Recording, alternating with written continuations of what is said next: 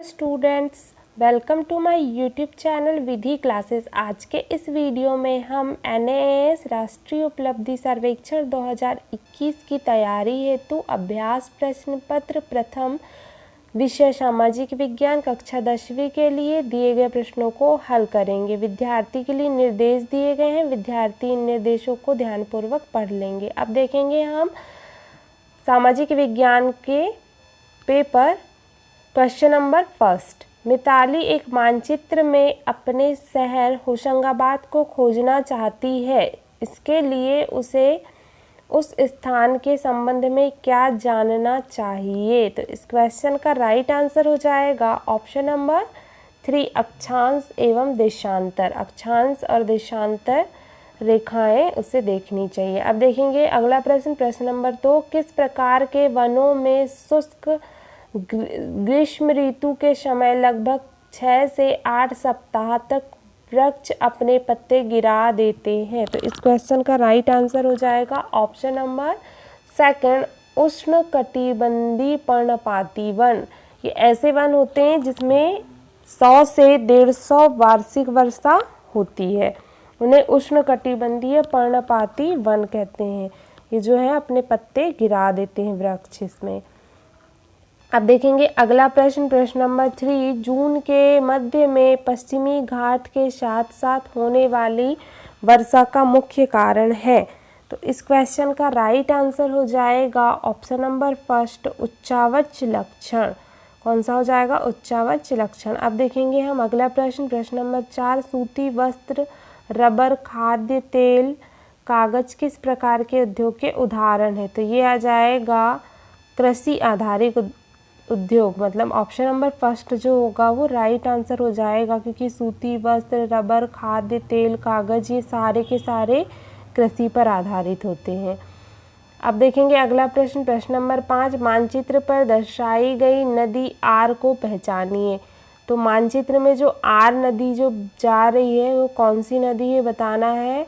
महानदी, कृष्णा, कावेरी, गोदावरी। तो कौन सी नदी है? ऑप्शन नंबर 1 राइट हो जाएगा, जो नदी है महानदी है।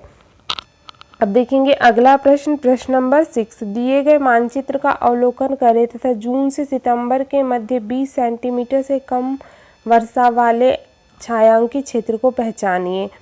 तो ऐसा कौन सा क्षेत्र हो जाएगा? ये देखिए, ये पश्चिमी क्षेत्र है। पश्चिमी क्षेत्र मतलब ये अरावली पहाड़ी के पश्चिमी किनारे हैं। तो ऑप्शन नंबर 3 जो होगा इस क्वेश्चन का राइट आंसर हो जाएगा। अब देखेंगे हम अगला प्रश्न, प्रश्न नंबर 7। लौह क्षेत्र अयस्क मुख्यतः निम्न में से किस में पाया जाता है? तो इस क्वेश्चन का राइट आंसर हो जाएगा ऑप्शन नंबर 3, छोटा नागपुर का पठार। छोटा नागपुर के पठार में लौह अयस्क क्षेत्र पाया जाता है। अब देखेंगे अगला प्रश्न, प्रश्न नंबर 8। पंजाब में भूमि निम्नीकरण का मुख्य कारण है? खनन, वनोन्मूलन, अति पशुचारण, अति सिंचाई। तो इस क्वेश्चन का राइट आंसर हो जाएगा ऑप्शन नंबर 4, अति सिंचाई। अब अति सिंचाई किसे कहेंगे? वह प्रक्रिया जिसमें भूमि खेती के अयोग्य बनती है। पंजाब, हरियाणा और पश्चिमी उत्तर प्रदेश जैसे राज्यों में अति सिंचाई भूमि निम्नीकरण के लिए उत्तरदायी होती है। तो जहाँ अति आवश्यकता से अधिक अगर सिंचाई हो तो वहाँ पर क्या होता है? भूमि निम्नीकरण हो जाता है। अब देखेंगे हम अगला प्रश्न, तो इस क्वेश्चन का राइट आंसर हो जाएगा ऑप्शन नंबर 4, अति सिंचाई। अब देखेंगे हम अगला प्रश्न, प्रश्न नंबर 9। वर्षा ऋतु में उगाई जाने वाली फसलों को कहते हैं? तो कौन सी फसल होती हैं वर्षा ऋतु में जो उगाई जाती हैं? खरीफ की फसलें होती हैं, ऑप्शन नंबर 2, जैसे कि धान, मक्का, ज्वार, बाजरा, गन्ना आदि, कपास। ये जो है खरीफ ऋतु या खरीफ की फसल जो है वर्षा ऋतु में उगाई जाती हैं। अब देखेंगे हम अगला प्रश्न, प्रश्न नंबर 10वां। उस प्रदेश को पहचाने जहां पर भूमि संरक्षण के लिए सीढ़ी नुमा कृषि की जाती है? तो ऐसे क्षेत्र जो पहाड़ी इलाके होते हैं वहां पर सीढ़ी नुमा खेती की जाती है, मतलब पहाड़ियाँ आ जाएगा इस क्वेश्चन का राइट आंसर। अब देखेंगे हम प्रश्न नंबर 11। निम्नलिखित में से कौन से राज्य एवं केंद्र शासित प्रदेश शीत ऋतु में पश्चिम विक्षोभ के कारण वर्षा प्राप्त करता है? तो इस क्वेश्चन का राइट आंसर हो जाएगा option number first Punjab Haryana. Option number first जो होगा वो राइट हो जाएगा। अब देखेंगे हम अगला प्रश्न, प्रश्न नंबर 12, फलीदार फसलों का उदाहरण है। तो फलीदार जिसमें फसलें होती हैं वो किसके उदाहरण है? दालें। ऑप्शन नंबर फर्स्ट जो होगा इस क्वेश्चन का राइट आंसर हो जाएगा। अब देखेंगे हम अगला प्रश्न, प्रश्न नंबर 13, केरल और कर्नाटक में पूर्व मानसून वर्षण को किस नाम से जाना जाता है? तो केरल और कर्नाटक में पूर्व मानसून वर्षण को आम्र वर्षा के नाम से जाना जाता है। अब देखेंगे हम अगला प्रश्न, प्रश्न नंबर 14, सौर्य भारत में समुद्र तल से 1461 मीटर की ऊंचाई पर स्थित एक स्थान पर रहता है। उस स्थान को पहचाने जहां पर वह रहता है। तो सौर्य किसी का नाम है और वो ऐसे क्षेत्र में रहता है, तो इस स्थान का नाम हो जाएगा Shillong. Option number first right हो जाएगा। अब देखेंगे अगला प्रश्न, उपजाऊ मृदा और प्रचुर वर्षण वाले मैदानी भागों में जनसंख्या घनत्व की संभावना कैसी होती है? तो इस क्वेश्चन का राइट आंसर हो जाएगा ऑप्शन नंबर 2, उच्च से उच्चतम। ऑप्शन नंबर सेकंड जो होगा राइट हो जाएगा। आप देखेंगे अगला प्रश्न, प्रश्न नंबर 16, सविनय अवज्ञा आंदोलन में व्यापारी वर्ग ने क्यों हिस्सा लिया? तो इस क्वेश्चन का राइट आंसर हो जाएगा ऑप्शन नंबर सेकंड, वे विदेशी वस्तुओं के आयात के विरुद्ध सुरक्षा चाहते थे। ऑप्शन नंबर सेकंड जो होगा राइट हो जाएगा। अब देखेंगे अगला प्रश्न, इस घटना से सविनय अवज्ञा आंदोलन की शुरुआत हुई। तो कौन सी घटना थी जिससे सविनय अवज्ञा आंदोलन की शुरुआत हुई? तो इस क्वेश्चन का राइट आंसर हो जाएगा ऑप्शन नंबर फर्स्ट, दांडी यात्रा। तो दांडी यात्रा क्या थी? दांडी यात्रा 12 मार्च 1930 में महात्मा गांधी के द्वारा अंग्रेज सरकार के नमक के ऊपर कर लगाने के कानून के विरुद्ध दांडी यात्रा प्रारंभ की गई थी और यह 6 अप्रैल 1930 को नमक बनाकर कानून को तोड़ा गया। तो इस क्वेश्चन का राइट आंसर हो जाएगा ऑप्शन नंबर फर्स्ट। अब देखेंगे हम अगला प्रश्न, प्रश्न नंबर 18, साइमन कमीशन के बहिष्कार का कारण था। क्या कारण था साइमन कमीशन के बहिष्कार का? तो इस क्वेश्चन का राइट आंसर हो जाएगा ऑप्शन नंबर सेकंड, उसमें कोई भारतीय सदस्य नहीं था। अब साइमन कमीशन को समझते हैं हम। साइमन कमीशन किसे कहेंगे? तो साइमन कमीशन 7 ब्रिटिश संसदीय का समूह था जिसका गठन 8 नवंबर 1927 में भारत में संविधान सुधारों के अध्ययन के लिए किया गया था। इसमें कोई भारतीय सदस्य नहीं था। यही कारण था कि साइमन कमीशन का बहिष्कार किया गया था, क्योंकि इसमें कोई भारतीय सदस्य नहीं था। अब देखेंगे अगला प्रश्न, प्रश्न नंबर 19, फ्रांसीसी क्रांति 1789 के मुख्य उद्देश्य क्या थे? तो इसके मुख्य उद्देश्य थे ऑप्शन नंबर सेकंड जो होगा राइट हो जाएगा, समानता, स्वतंत्रता और भाईचारा। अब थोड़ा सा हम फ्रांसीसी क्रांति को समझते हैं कि फ्रांसीसी क्रांति थी क्या। फ्रांसीसी क्रांति यह फ्रांस के इतिहास की राजनीतिक, सामाजिक उथल पुथल एवं आमूल परिवर्तन की अवधि थी और इसका उद्देश्य था समानता, स्वतंत्रता और आपस में भाईचारा लाना। अब देखेंगे हम अगला प्रश्न, प्रश्न नंबर 20, मानचित्र का ध्यान से अध्ययन करें एवं 17वीं शताब्दी के भारत के पश्चिम के 2 बंदरगाह पहचाने। तो इस क्वेश्चन का देखो, ये मानचित्र दिया गया है और मानचित्र के अनुसार हमें क्या बताना है? पश्चिम के 2 बंदरगाह पहचाने। तो पश्चिम में 2 बंदरगाह कौन कौन से दिख रहे हैं आपको, ये बताना है। तो इस क्वेश्चन का राइट आंसर हो जाएगा ऑप्शन नंबर 4, सूरत और गोवा। सूरत और गोवा, ये देखो ये पश्चिमी इलाके पे पाए जाने वाले इधर पे बंदरगाह है, गोवा और सूरत। अब देखेंगे अगला प्रश्न, प्रश्न नंबर 21, फ्रांसीसी क्रांति के समय रॉब्सपियरे के शासन ने कानून पास किए। तो इस क्वेश्चन का राइट आंसर हो जाएगा ऑप्शन नंबर फर्स्ट, मजदूरी और कीमतों की सीमा से संबंधित। ऑप्शन नंबर फर्स्ट जो होगा वो राइट हो जाएगा। अब देखेंगे अगला प्रश्न, प्रश्न नंबर 22, फ्रांसीसी क्रांति के दौरान किस दार्शनिक ने राजा के देवी एवं निरंकुश अधिकाटे के सिद्धांत का खंडन किया? तो इस क्वेश्चन का राइट आंसर हो जाएगा option number first, John Locke. अब देखेंगे अगला प्रश्न, प्रश्न नंबर 23, 1929 के कांग्रेस के ऐतिहासिक लाहौर अधिवेशन के अध्यक्ष थे? तो इसके अध्यक्ष थे पंडित जवाहरलाल नेहरू। अब थोड़ा सा लाहौर अधिवेशन को हम समझ लेते हैं। लाहौर अधिवेशन में कांग्रेस के पूर्ण स्वराज्य की घोषणा पत्र तैयार किया गया था तथा पूर्ण स्वराज्य को कांग्रेस का मुख्य लक्ष्य घोषित किया गया। तो ये था लाहौर अधिवेशन, जिसके अध्यक्ष थे पंडित जवाहरलाल नेहरू और उन्होंने पूर्ण स्वराज्य की मांग की थी। अब देखेंगे अगला प्रश्न, प्रश्न नंबर 24। गोलमेज सम्मेलन जिसमें कांग्रेस शामिल हुई थी। ऐसा 3 गोलमेज सम्मेलन हुए थे, प्रथम, द्वितीय और तृतीय, 1930, 31 और 32 में। तो इसमें से कौन से जो गोलमेज सम्मेलन था जिसमें कि कांग्रेस शामिल हुई थी? तो द्वितीय गोलमेज सम्मेलन, ऑप्शन नंबर सेकंड जो होगा राइट हो जाएगा। द्वितीय गोलमेज सम्मेलन 1931 में हुई थी, जो कि कहाँ पर हुआ था? लंदन में हुआ था। तो इसमें जो है कांग्रेस शामिल हुई थी। अब देखेंगे अगला प्रश्न, प्रश्न नंबर 25। 20वीं सदी की शुरुआत में भारत में राष्ट्रीय आंदोलन का नेतृत्व मुख्यतः खालिस्तान द्वारा किया गया। तो इसमें आ जाएगा ऑप्शन नंबर 4, शिक्षित शहरी पुरुष। अब देखेंगे अगला प्रश्न, प्रश्न नंबर 26। सितंबर 1932 में हुई पूना समझौता लॉर्ड इरविन और खालिस्तान के बीच हुई थी। तो ये हुई थी लॉर्ड इरविन और Mahatma Gandhi. Option number first जो होगा वो राइट हो जाएगा। अब देखेंगे अगला प्रश्न, प्रश्न नंबर 27। कांग्रेस ने अपने किस अधिवेशन में पूर्ण स्वराज की औपचारिक मांग रखी थी? अभी हमने देखा तो लाहौर अधिवेशन में, ऑप्शन नंबर फर्स्ट जो होगा राइट हो जाएगा, जिसमें उन्होंने पूर्ण स्वराज की मांग की थी, जिसकी अध्यक्षता पंडित जवाहरलाल नेहरू ने की थी। अब देखेंगे अगला प्रश्न, प्रश्न नंबर 28। सविनय अवज्ञा आंदोलन के दौरान जनसमूहों को किन कार्यक्रमों में भाग लेने के लिए कहा गया?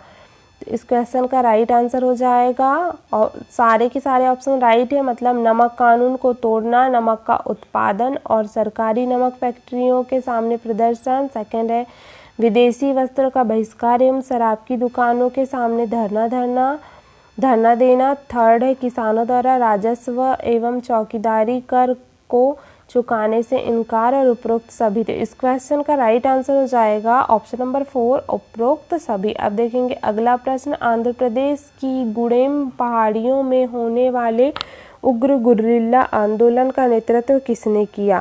तो इस क्वेश्चन का राइट आंसर हो जाएगा option number second, Alluri Sitaram Raju ने किया। अब देखेंगे हम अगला प्रश्न, प्रश्न नंबर 30।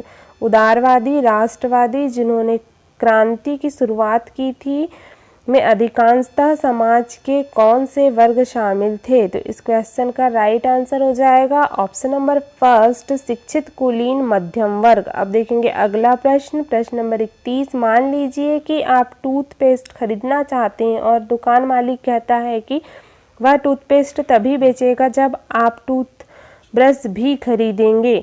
किस अधिकार के अंतर्गत आप टूथपेस्ट खरीद सकते हैं? तो इस क्वेश्चन का राइट आंसर हो जाएगा ऑप्शन नंबर 4, चुनने का अधिकार, चुनने का अधिकार। अब देखेंगे अगला प्रश्न, प्रश्न नंबर 32। नौकरी बाजार में एक व्यक्ति की कमाई के 2 मुख्य धारक हैं। तो इस क्वेश्चन का राइट आंसर हो जाएगा कौशल एवं शिक्षा। ऑप्शन नंबर फर्स्ट जो होगा वो राइट हो जाएगा। अब देखेंगे अगला प्रश्न, मानव विकास सूचकांक के मापने के लिए निम्न में से कौन एक कसौटी नहीं है?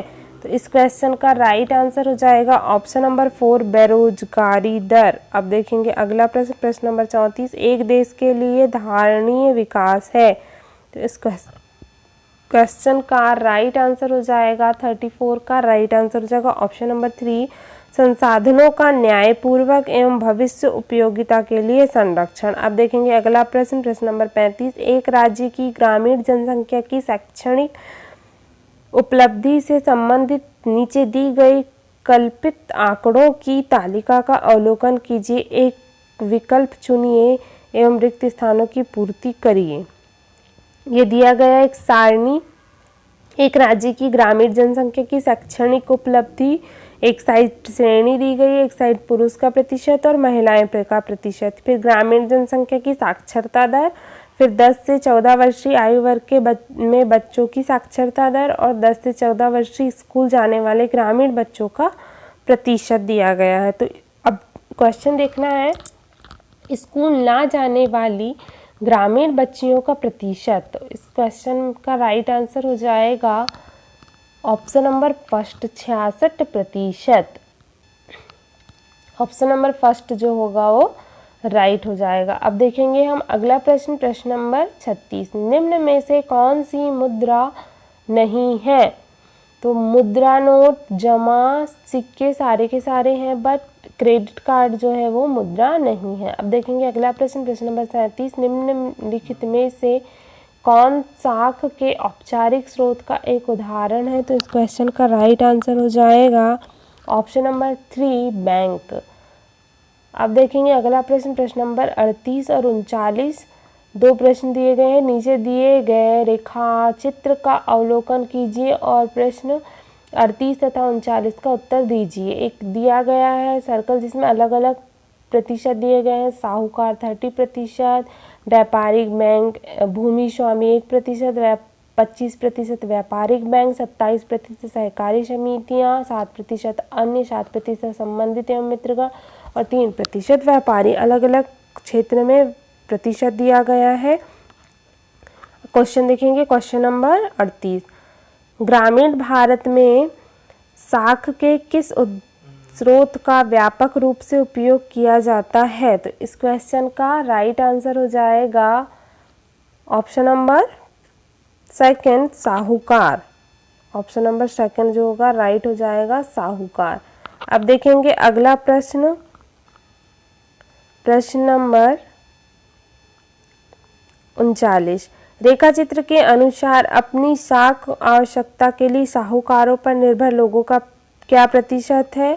तो इस क्वेश्चन का राइट आंसर हो जाएगा ऑप्शन नंबर 3 30%। अब देखेंगे अगला प्रश्न, अंतर्राष्ट्रीय संगठन जो विदेशी व्यापार तथा विनियोग का नियमन करता है। तो इस क्वेश्चन का राइट आंसर हो जाएगा WTO, वर्ल्ड ट्रेड ऑर्गेनाइजेशन। ये जो होगा व्यापार तथा विनियोग का नियमन करता है। अब देखेंगे अगला प्रश्न, प्रश्न नंबर 41। नीचे दी गई तालिका का अवलोकन कर प्रश्न का उत्तर दीजिए।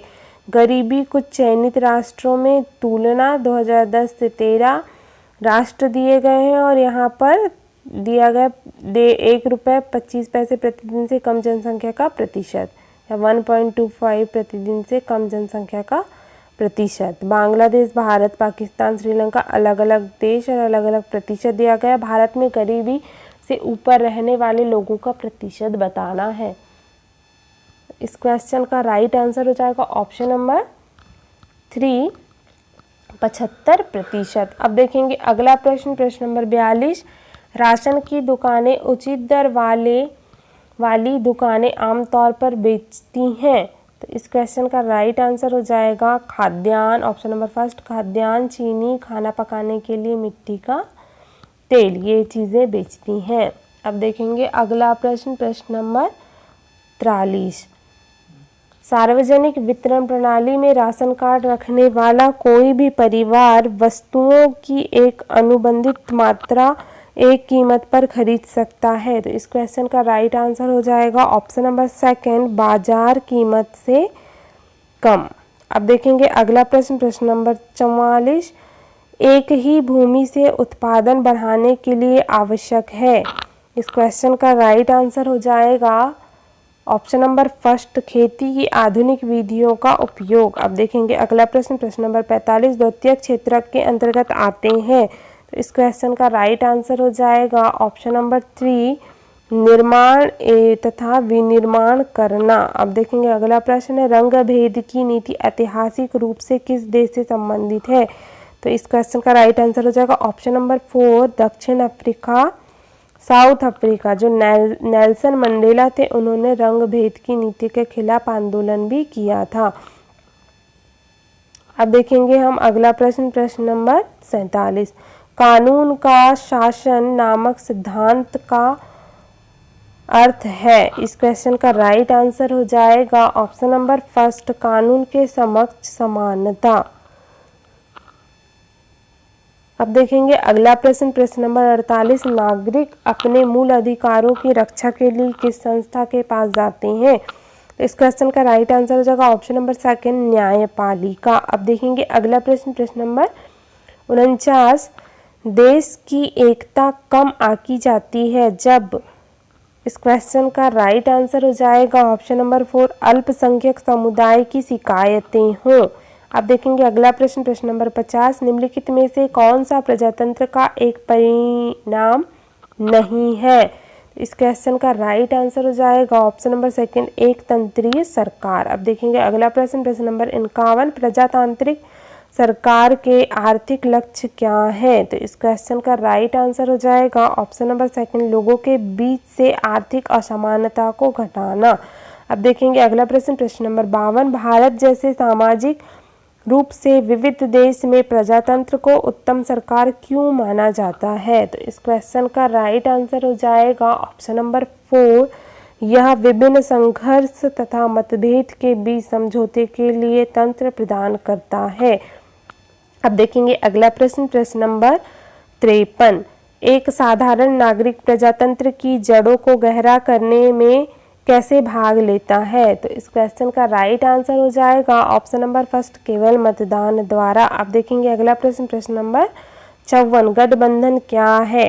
तो इस क्वेश्चन का राइट आंसर हो जाएगा ऑप्शन नंबर 4, कई दलों द्वारा एक साथ चुनाव लड़ना। अब देखेंगे अगला प्रश्न, प्रश्न नंबर 55, भारतीय जनता पार्टी किस गठबंधन का नेतृत्व करती है? तो इस क्वेश्चन का राइट आंसर हो जाएगा ऑप्शन नंबर सेकंड, राष्ट्रीय जनतांत्रिक गठबंधन, मतलब एनडीए, नेशनल डेमोक्रेटिक अलायंस। इस क्वेश्चन का राइट आंसर हो जाएगा ऑप्शन नंबर सेकंड। अब देखेंगे अगला प्रश्न, प्रश्न नंबर 56, निम्न में से कौन सा देश एक दलीय व्यवस्था का उदाहरण है? तो इस क्वेश्चन का राइट आंसर हो जाएगा ऑप्शन नंबर 4, चीन। अब देखेंगे अगला प्रश्न, प्रश्न नंबर 57, पिछली सदी के दौरान विश्व में किस प्रकार की सरकार की संख्या में वृद्धि हुई है? तो इस क्वेश्चन का राइट आंसर हो जाएगा लोकतांत्रिक, ऑप्शन नंबर फर्स्ट जो होगा वो राइट हो जाएगा। अब देखेंगे अगला प्रश्न, प्रश्न नंबर 58, एक संघीय सरकार विरोधाभासी है? तो इस क्वेश्चन का राइट आंसर हो जाएगा ऑप्शन नंबर फर्स्ट, एकल सरकार, एकल सरकार। अब देखेंगे अगला प्रश्न, निम्नलिखित में से कौन देश सबको साथ लेकर संघीय व्यवस्था का उदाहरण है? इस क्वेश्चन का राइट आंसर हो जाएगा ऑप्शन नंबर 4, संयुक्त राज्य अमेरिका, यूएसए। अब देखेंगे अगला प्रश्न, अगला एंड लास्ट प्रश्न, भारतीय संविधान के अनुसार किसी अविशिष्ट विषय पर कानून बनाने का अधिकार है? तो इस क्वेश्चन का राइट आंसर हो जाएगा संसद। संसद के पास अधिकार होता है कि वह किसी अविशिष्ट विषय पर कानून बनाए। धन्यवाद बच्चों। इस वीडियो में हमने कक्षा 10वीं के विज्ञान का पेपर 1 से 60 तक के प्रश्नों को हल किया। आज के वीडियो में बस इतना ही। और भी इसी तरह के वीडियो देखने के लिए मेरे चैनल को सब्सक्राइब करिए, और अगर आपको यह वीडियो अच्छा लगा हो तो इस वीडियो को लाइक करिए, अपने फ्रेंड्स के साथ शेयर करिए। Thank you.